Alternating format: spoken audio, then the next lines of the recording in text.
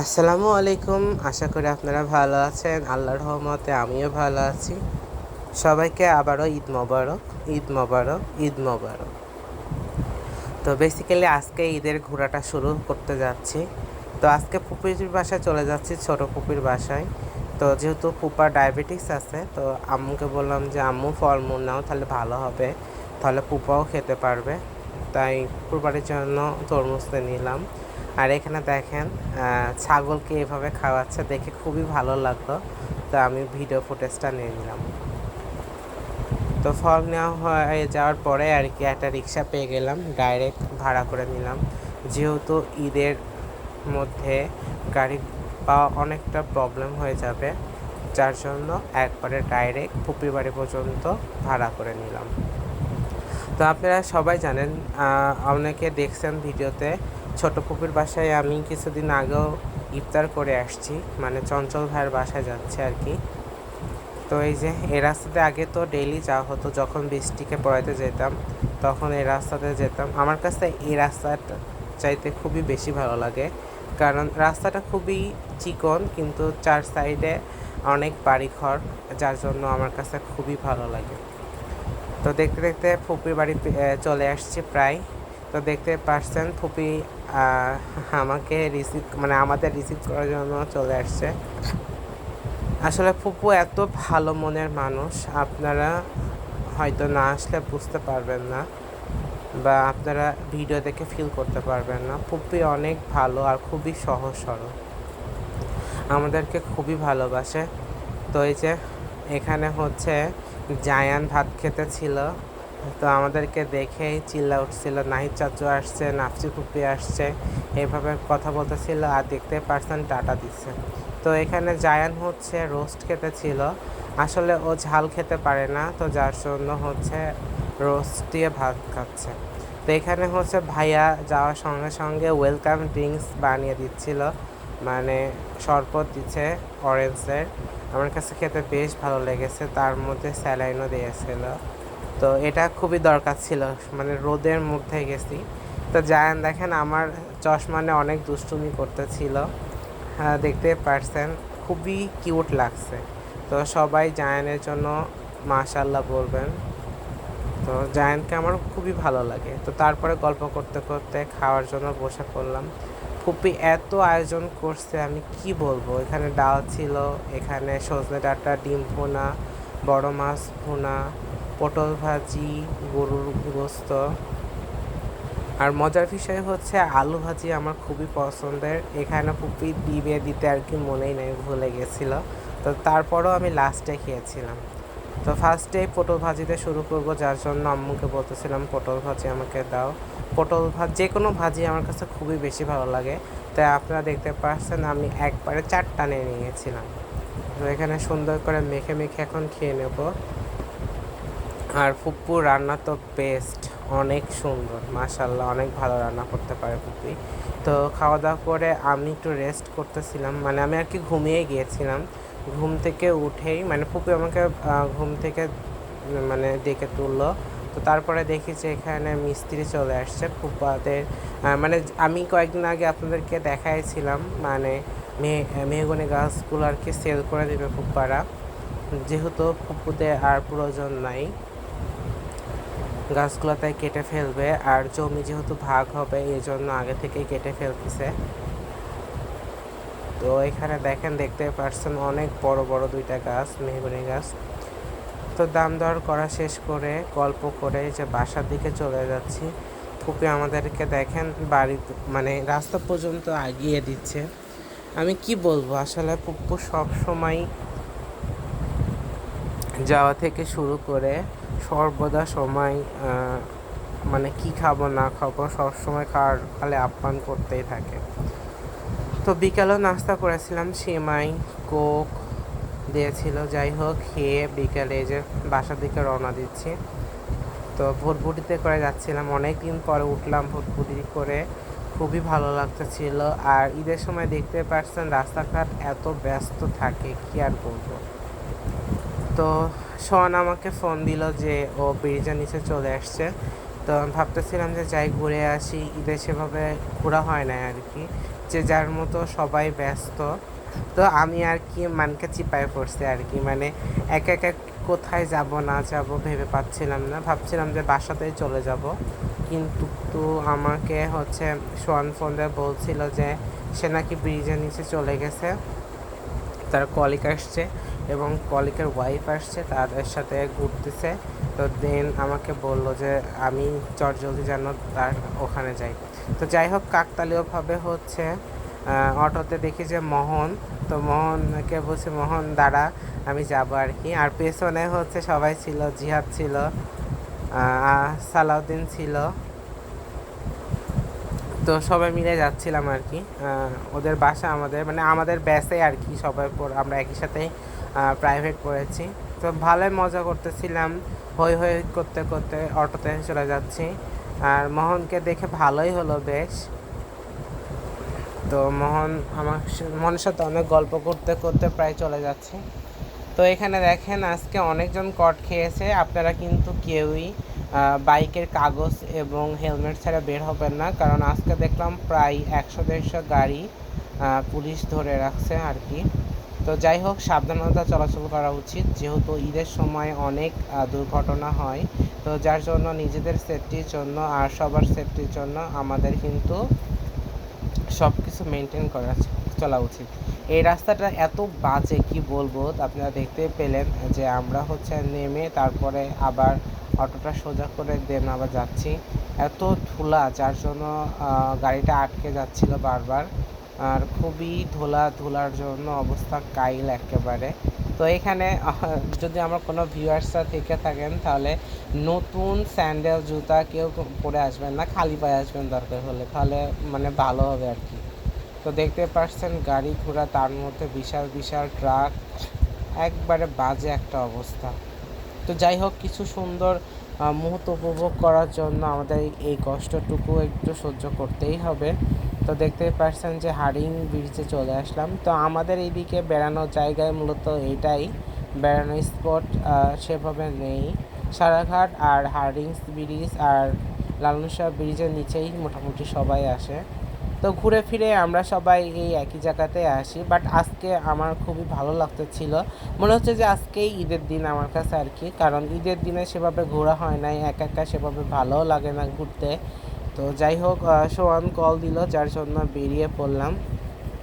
Basically আমার কিন্তু আজকে খুবই ভালো লাগতেছিল, আর মনে হচ্ছিল যে আজকেই আমার ঈদের দিন। তো দেখেন সবাই আর কি, ফ্রেন্ড সার্কেল থাকলে আর কি সবার সাথে আর কি খুব সুন্দর সময় কাটানো যায় আর কি। যেহেতু তাদের সাথেও আমার বন্ডিংটা ভালোই ছিল, তো মোটামুটি চেনা জানা ছিল, তারাও যাচ্ছিলো আমিও যাচ্ছিলাম। আর এত লোক দেখতে পারছেন, এত ভিড়, মানে মানুষজন অনেক দূর দূরান্ত থেকে এখানে চলে আসছে। আমরা তো বাড়ির কাছের থেকে আসতেই এভাবে হাঁপিয়ে যাচ্ছে, অনেকেই পাবনা কুষ্টিয়া থেকে আসছে, নাটোর থেকে আসছে, অনেক দূর দূরান্ত থেকে আসছে। আর এত লোকজন কি বলবো, আসলে আমি নিচে তাকাচ্ছি না পায়ের দিকে, কারণ এত ধুলাবালি ছিল, আমার স্যান্ডেলের অবস্থা পুরাই খারাপ। তো সেদিনও অবস্থা একবারে খচখাটা হয়ে গেছিলো, আজকেও অবস্থা খুবই খারাপ, তো যার জন্য নিচের দিকে তাকাচ্ছিলাম না। তারপরে একটু দেখালাম আপনাদেরকে কি একটা অবস্থা। তো এখানে আর কি মেলা টাইপের হয়েছে, মানে সব বিভিন্ন ধরনের স্টল দিয়েছে আর কি। মেলায় যেমন সব ধরনের জিনিস পাওয়া যায়, খেলা থেকে শুরু করে সব কিছু এখানে মোটামুটি আছে। যদি নাগরদোল্লানরা এখানে চলে আসতো, তাহলে কিন্তু এখানে একটা ছোটোখাটো একটা মেলাই বলা মানে যেত আর কি। তো তারপরে আমার কাছে বেশ ভালো লাগছে, আমি আর কি ব্রিজের নিচ দিয়ে হেঁটে যাচ্ছিলাম, এত ভিড় কি বলবো। তো এখানে হচ্ছে সোহান তার কলিগদের আগানোর জন্য আমি আবার ব্যাক করতেছিলাম, ওর সাথে আবার তাদেরকে একটু আগিয়ে দেওয়ার জন্য যাচ্ছিলাম। তবে যাই বলুন না কেন, ঈদের আমেজ কিন্তু অনেক, সবার মধ্যে কিন্তু খুবই ফুরফুরা মেজাজে আর কি আছে, সবাই কিন্তু খুবই সুন্দরভাবে এনজয় করতেছে। তো তাদেরকে এগিয়ে দিয়ে আমরা আবার ব্যাক করলাম, মানে আবার চলে আসলাম নদীর দিকে, মানে পানির কাছে যাবো এক কথায়। মানে এখানে এত সুন্দর একটা বাতাস, এত সুন্দর একটা ওয়েদার, আপনি আসলে আসলে আপনার মনটা আর কি ভরে যাবে, মানে একবারে প্রফুল্ল হয়ে যাবে।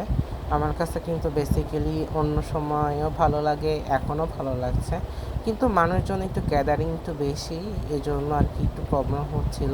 আর ঈদের মধ্যে এতটুকু মানুষজন হবে এটাই স্বাভাবিক, এর থেকে বেশি ছিল ঈদের দিনকে, আজকে একটু হালকা কম।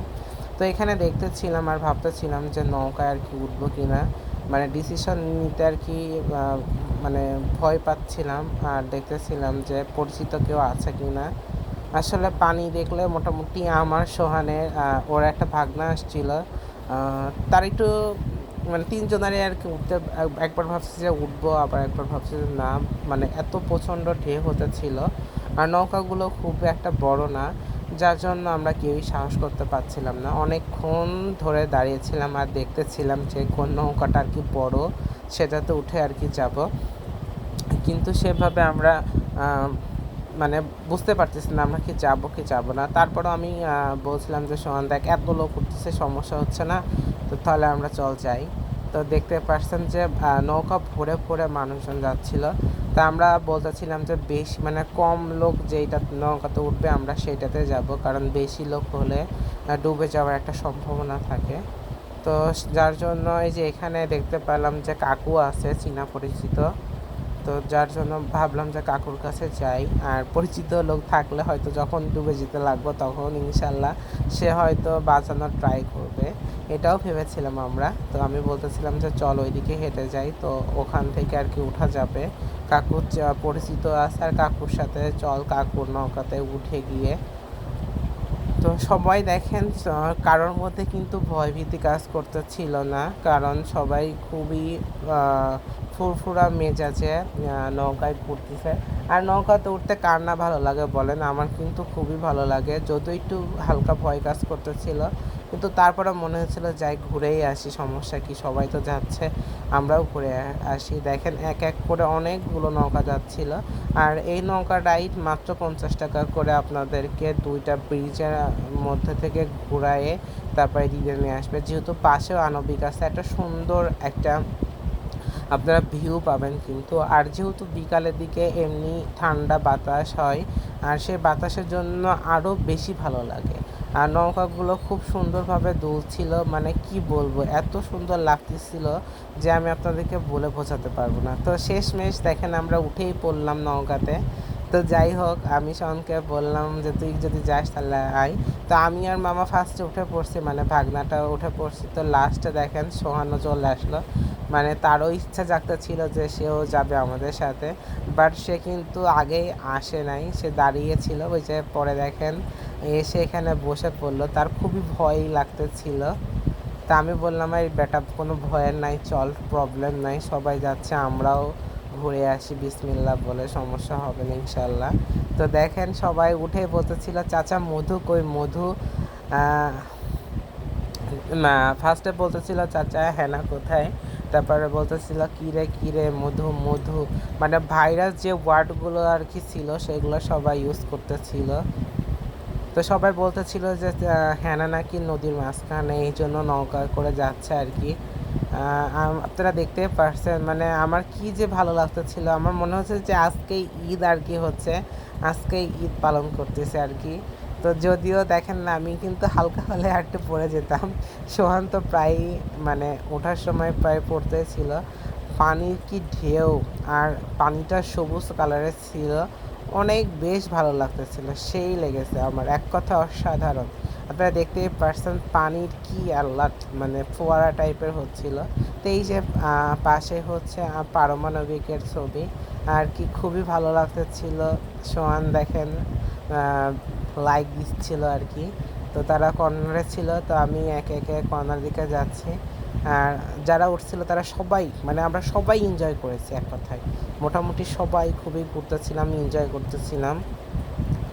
তো নৌকা ওঠা শেষ করে এই যে বাসার দিকে এখন রওনা দিচ্ছি, যেহেতু সোহানের ছোটো বোনের মানে ছোটো দুলাভাই আসছে আর কি আমাদের, মানে ওর ছোটো বোনের বর আসছে, আপুও আসছে। তো আমি ইনশাল্লাহ দেখা করতে যাব কালকে আপুর সাথে।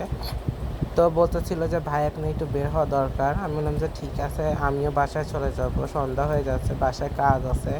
তো ভাবলাম যে রিক্সায় করে যাই। দেখতে পারছেন এত ভালো লাগতেছিল রিক্সায় করে ঘুরতে, মানে আজকের কি বলবো, আজকে পুরোটা একবারে আমার খুবই মানে 100-তে 100 আজকে মজা করেছি। অনেক দিন পর হয়তো এভাবে আজকের মজা করতে পারছি আর কি।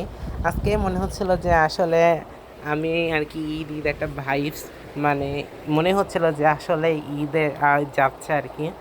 তো এর আগে হয়তো ঘুরতে পারি নাই, মনটাও ভালো ছিল না, তো আজকে বেশ মজা করে ঘুরতে পেরেছি। আর ফুপির বাসায় তো দেখতে পারছেন অনেক খাবার খেয়েছি, খুবই ভালো লেগেছে আমার। আর এই সাঁকো পার হতে যে এত সমস্যা, দুই সাইডে প্রচুর পরিমাণে গাড়ি ছিল, অনেকক্ষণ ধরে দাঁড়িয়েছিলাম। তারপরে পুলিশ ভাইয়েরা প্রশাসনের লোক ছিল আজকে, যার জন্য খুবই জলদি চলে আসছি। আর এই জিনিসটা আমার কাছে খুবই ভালো লেগেছে। তো আজকের মতো ভিডিওটা এই পর্যন্ত, সামনে আরও ঈদের ভিডিও দেখতে পারবেন। সবাই ভালো থাকবেন, আমার জন্য অনেক দোয়া করবেন, আমার চ্যানেলের সাথে থাকবেন। আল্লাহ হাফেজ।